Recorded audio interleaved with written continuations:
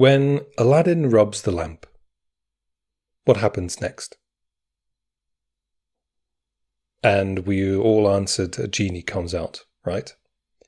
But what if I said, when you step on a daffodil while holding a fizzy drink, the teeth of every person on the planet will fall out and turn into minions when they hit the ground?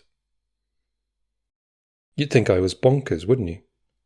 And yet billions of people accept equally absurd and arbitrary connections like that at face value, just like we did when fairy tales were being read to us. Hi, I'm Wim Sweden, and welcome back to my channel. Today we're going to talk about what I like to call religious or spiritual physics and technology, the supernatural mechanics and cause and effect assumptions that many religious believers take for granted without ever questioning how or why they're supposed to work, and how arbitrary they are, especially given the type of God they claim to believe in. Let's start by clarifying the terms. By religious or spiritual physics, I mean the way many religions imagine the world working under a set of invisible assumed spiritual laws. A kind of mystical cause and effect that is reminiscent of the predictable natural laws of physics, but the religious physics varies from religion to religion and appears haphazard.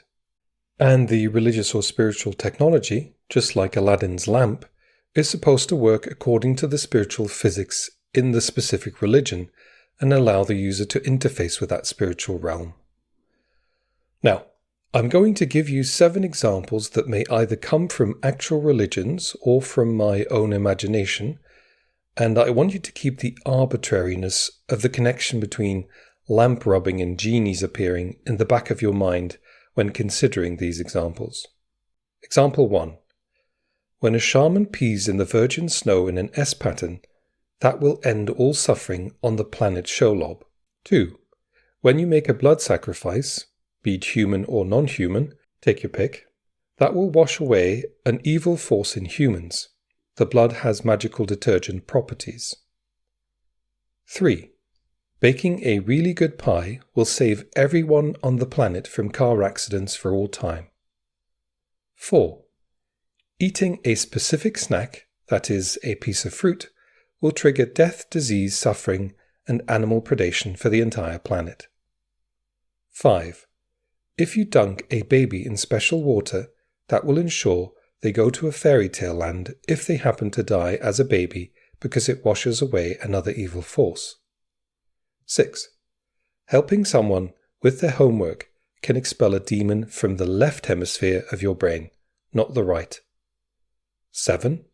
If you utter a string of sounds by vibrating the air particles with your vocal cords, let's call it a spell or prayer, you can influence events in the physical world and even drive out spirit beings that occupy a person's body. In each of these 7 cases, how am I not describing magic? But for some of these examples, people treat it as real physics and real technology. Except with actual real-world physics, we can demonstrate how it works and that it works. Drop a ball on Earth, it falls down because of gravity. Push a button, the light comes on because of electricity. But with religious or spiritual physics, just trust that a goat dying in the right way makes Yahweh slightly more appeased? It's invisible, undemonstrable, alleged cause and effect, by fiat. This unquestioning acceptance resembles exactly how children accept the logic of magic in fairy tales. Pinocchio tells a lie, his nose grows. Why? Who cares? It just works that way. That's how many religious adherents treat their religious physics. And they will say you are being ridiculous or literalist when you ask questions like, but what happens in a priest ordination or in an alleged exorcism when the bishop or priest gets the phrasing wrong or he has a foreign accent that makes the Latin incomprehensible? Is it still effective? How does it work? Sprinkle water on a baby and somehow an original sin stain is removed? Where is this sin stored? Is it in the water afterward? Should we be wearing gloves? How much water is needed? what if the priest forgot part of the ritual by mistake? Did it still take? And if it doesn't matter that he forgot part of it, then why does it matter at all? These are all just accepted mechanics. The how is never addressed, it's just assumed to work, like the spells in Harry Potter. It's Leviosa, not Leviosa. And this brings up a deeper question for me.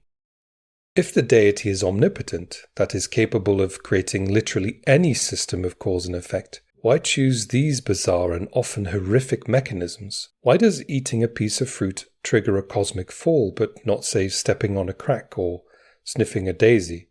Why choose human blood to be the trigger to being saved instead of, I don't know, baking a good pie? If God is the author of physics, both natural and spiritual, then the rules are not inherited by that being from somewhere, nor necessary. They are chosen by the being. So why select these? Presumably, if rubbing a lamp can cause a genie to appear, a fairy tale writer could make it so that stomping on a cadaver triggers the appearance of a unicorn. Similarly, given an omnipotent being, why would it be constrained to blood sacrifice triggering universal rescue? Why not make, for example, giving the most inspiring TED Talk the trigger to universal rescue, or baking a good pie? I really like pie, okay? Why choose killing, of all the things you can pick from? And given omnipotence, the being literally had an infinity to pick from. But blood sacrifice is what it came up with?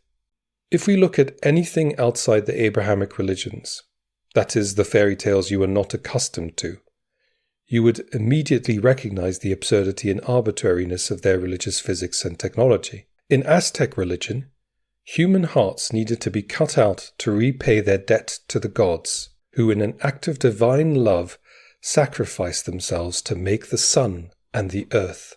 Why hearts?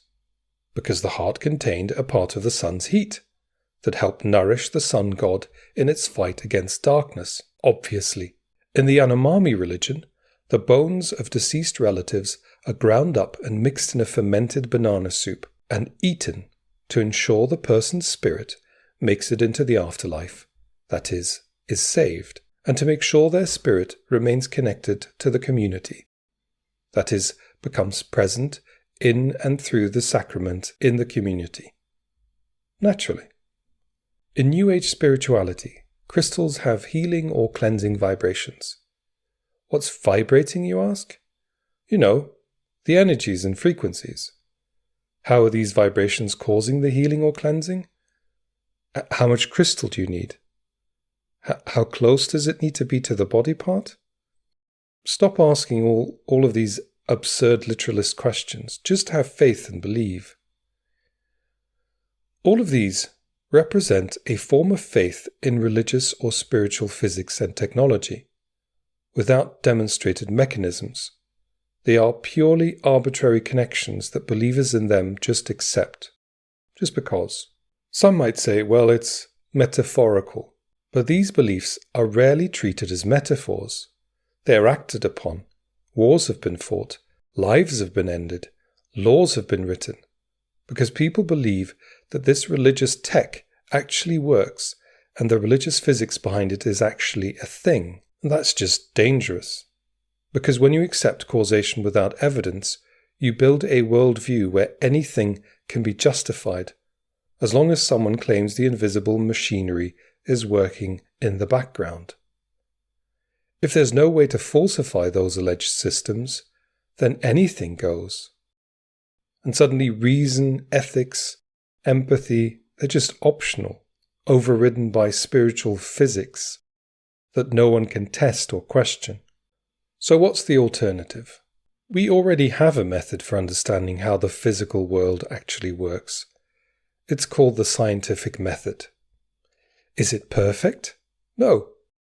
But it is self-correcting, transparent, and falsifiable. It gives us a shared framework for separating what's likely true from what we merely wish were true. And it converges. A scientist in Tokyo and a scientist in Ghana uncover the same laws of motion, the same chemical reactions, the same patterns in DNA. Religions, by contrast, don't share a method, so they diverge wildly. In one tradition, pork is spiritually toxic. In another, it's served on their main holidays. In one, wine is spiritually central. In another, it's spiritually toxic. Their cosmologies and religious physics conflict, yet none provide a way to test which metaphysical system, if any, is actually real, and without a method to self-correct. Theological claims stay in the echo chambers of the cultures that produce them, resulting in thinking that genies coming out of lamps is totally normal, because you've heard it so often. Look, I'm not a big fan of Ricky Gervais, but I do like his point that if all science books were lost overnight, the natural facts would all return. Gravity, electricity, viruses, they'd still be there. But if all religious books disappeared, the religious and spiritual systems that emerge in their place would look vastly different. They're not anchored in external reality. They're anchored in storytelling and tradition, like the mechanics in fairy tales. Magical potion versus holy water. What's the difference? And if an all-powerful being truly exists, then surely it wouldn't be threatened by humans using reason and evidence to try to understand the universe that being made. If anything, the being would welcome the curiosity. Asking yourself the question, is there really a connection between lamps and genies, between fruit and evil, between blood and salvation? Have you just maybe heard these stories so often you stop noticing how bizarre they are? If your system tells you that salvation hinges on saying a particular set of words at particular times of the day, or hinges on a human sacrifice, then at some point you have to ask, why that mechanism? Salvation being triggered by a human sacrifice, that's not logically necessary given omnipotence. That's a creative choice. Someone would have had to build that system with that arbitrary trigger. Someone had to choose those mechanisms. Just like someone would have had to decide that one bite of forbidden fruit would trigger a cosmic nuclear explosion affecting the whole universe. Not because the being had to, otherwise they wouldn't be omnipotent, but because that's the arbitrary story they came up with. And in that case, why not pie? Why not make the trigger for universal salvation baking a really good pie? It is just as arbitrary, but it's a lot tastier. And nothing had to die for it. Thanks for watching, and see you next time. Oh, and if you don't leave a comment and a like, your teeth will fall out. Possibly only spiritually.